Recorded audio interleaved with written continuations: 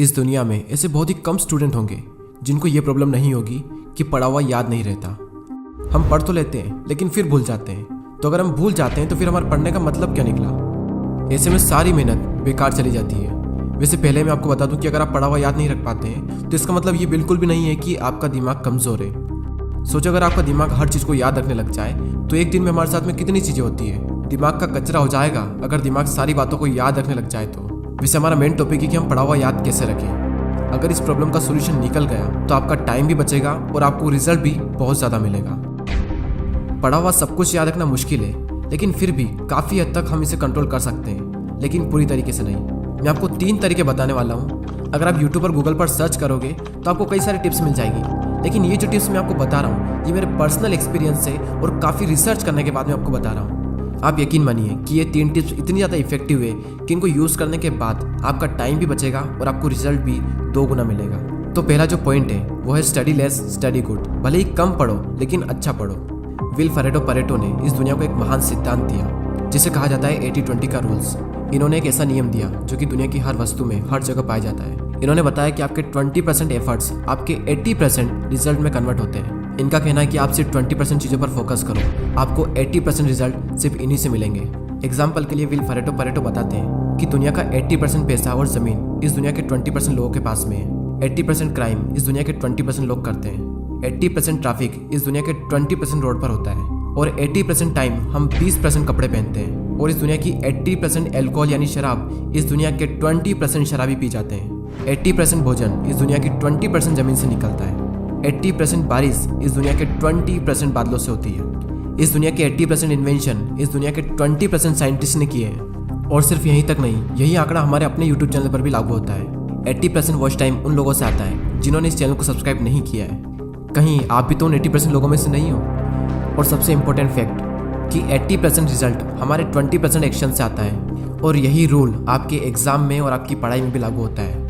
आपके सिलेबस का पढ़ा हुआ 20% आपको 80% दिलवा सकता है। तो आप 20% मोस्ट इंपॉर्टेंट चीज़ों को निकालें और उनको पढ़ें, और वही 20% चीज़ें आपको 80% रिजल्ट दिलवा सकती है। और आपने जो 20% निकाला है वो आपके सिलेबस के कंपैरिजन में बहुत ही कम है। तो ये जो कम है ना, इसको बहुत ही अच्छे से करो।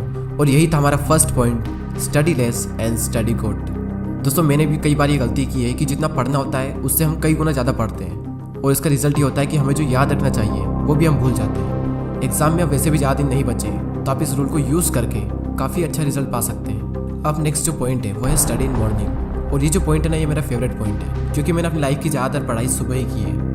एक तरफ एक स्टूडेंट है जो सुबह जल्दी उठकर 2 घंटे पढ़ाई कर रहा है, और वहीं दूसरी ओर एक और स्टूडेंट है जो दिन में 4 घंटे पढ़ाई कर रहा है। तो ये जो पहला वाला स्टूडेंट है ये ज़्यादा आउटकम दे पाएगा दूसरे वाले के मुकाबले। सुबह जल्दी उठकर पढ़ने के 2 सबसे बड़े बेनिफिट होते हैं। सुबह के टाइम हमारी कंसंट्रेशन सबसे पीक स्टेट पर होती है, और सुबह के टाइम पे जो कंसंट्रेशन होती है शायद ही पूरे दिन में आपको वो कंसंट्रेशन मिल पाएगी।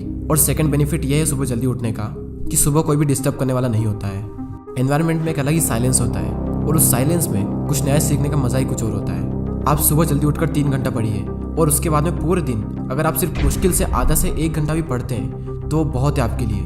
कहने को तो लोग 8-10 घंटे पढ़ते हैं, लेकिन जो 2-3 घंटे की मेन पढ़ाई जो होती है कॉन्सेंट्रेशन के साथ में, वही सबसे मेन चीज़ होती है। बाकी सब दिखावा है। हमारे देश के प्राइम मिनिस्टर मोदी जी ने भी सुबह जल्दी उठकर पढ़ने को कहा है। एक रीजनेबली सुबह सूर्योदय के पहले अगर तैयार हो करके पढ़ना शुरू करते हैं तो पूरी तरह आप बिल्कुल मन से एकदम तंदुरुस्त होते हैं। जैसे बारिश के बाद आसमान कैसा साफ नजर आता है।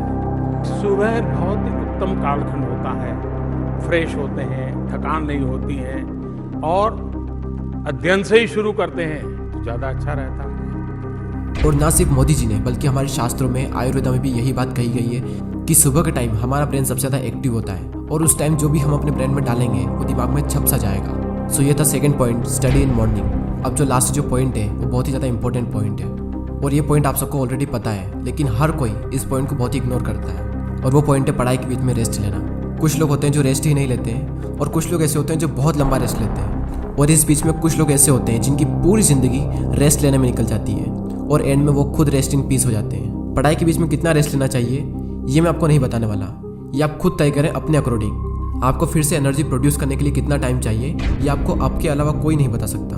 जितनी इंपॉर्टेंस हम अपनी पढ़ाई को देते हैं उतनी ही ज़्यादा इंपॉर्टेंस हमें रेस्ट को भी देनी चाहिए, क्योंकि रेस्ट ही वो चीज़ है जिसकी वजह से हम पढ़ पा रहे हैं। हम एक दिन में जागते भी हैं और सोते भी हैं। तो उसी तरीके से अगर आप काम कर रहे हैं तो काम के बीच में रेस्ट लेना भी बहुत ज़रूरी है। और हाँ, ये गलती बिल्कुल मत करना कि अगर आपका एक बार पढ़ाई में मन लग गया तो लगातार बढ़े जा रहे हैं, लेकिन बाद में एक टाइम ऐसा आएगा जब आपका बिल्कुल भी मन नहीं लगेगा रेस्ट लेने के बाद भी। जब एक बार पढ़ाई में मन लग जाता है तो हम इतना पढ़ते हैं कि हम अपने दिमाग को ही पूरी तरीके से थका देते हैं और हालत ऐसी हो जाती है कि फिर से पढ़ने का मन ही नहीं करता।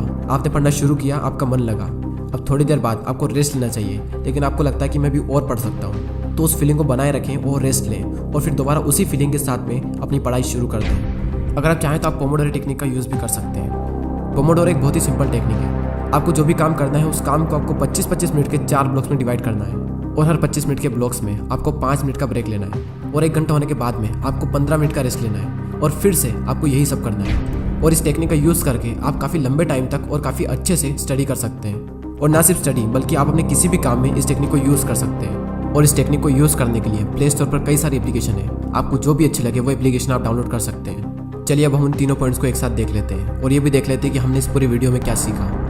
हमारा जो मेन टॉपिक था वो ये था कि पढ़ा हुआ याद कैसे रखें, और उसके सॉल्यूशन के लिए हमने 3 पॉइंट्स देखे, जिसमें से पहला है study less study good, second है स्टडी इन मॉर्निंग और थर्ड है रेस्ट लेना। फर्स्ट पॉइंट में हमने 80-20 के प्रिंसिपल को समझा कि किस तरीके से आपको 80% रिजल्ट आपके अपने 20% काम से मिलेंगे, और साथ ही हमने ये सीखा कि आपको फोकस करना चाहिए अपनी 20% स्टडी पर जो आपको 80% रिजल्ट दिला सकती है। सेकंड पॉइंट था कि स्टडी इन मॉर्निंग, यानी कि सुबह उठकर पढ़ो, और इस पॉइंट में हमने देखा कि किस तरीके से आप जल्दी उठकर हाई कॉन्सेंट्रेशन वाली स्टडी कर सकते हो। और थर्ड पॉइंट है स्टडी के बीच में ब्रेक लेना, और इस पॉइंट में हमने रेस्ट की इंपॉर्टेंस को जाना।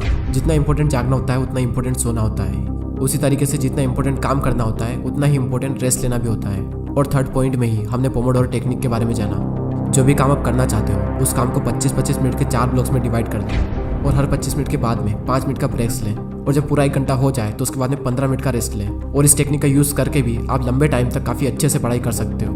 और दोस्तों, अगर आपने पूरे साल पढ़ाई नहीं की है तो अब भी आपके पास में टाइम है, क्योंकि वो किसी ने क्या खूब बात कही है कि जो हो गया उसे सोचा नहीं करते, जो मिल गया उसे खोया नहीं करते। सफलता उन्हें ही हासिल होती है जो वक्त और हालातों पर रोया नहीं करते। अगर आप अब भी शुरू करते हो और दिल लगा कर मेहनत करते हो तो अब भी आप कई लोगों से आगे निकल सकते हो। बस मेहनत खामोशी से कीजिए और इतनी मेहनत करो कि आपकी सफलता शोर मचा दे। अब वैसे ही बहुत टाइम निकल चुका है और एग्ज़ाम बहुत नज़दीक है, और जब इतना कम टाइम बचा है तो बैठे बैठे ज़िंदगी बर्बाद ना कीजिए, क्योंकि ये ज़िंदगी मिलती है कुछ कर दिखाने के लिए। रोके अगर आसमान हमारे रास्ते को तो तैयार हो जाओ आसमान झुकाने के लिए। अब बात आती है उन 80% लोगों की जो वीडियो तो देखते हैं लेकिन सब्सक्राइब नहीं करते।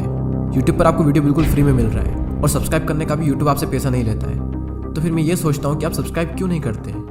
दोस्तों, बहुत मेहनत लगती है वीडियोस बनाने में। आपका एक सब्सक्राइब और एक कमेंट मुझे बहुत मोटिवेट करता है आने वाले टाइम में इससे भी अच्छे वीडियोस बनाने के लिए। मैं लेता हूँ आपसे अलविदा। Thanks for watching.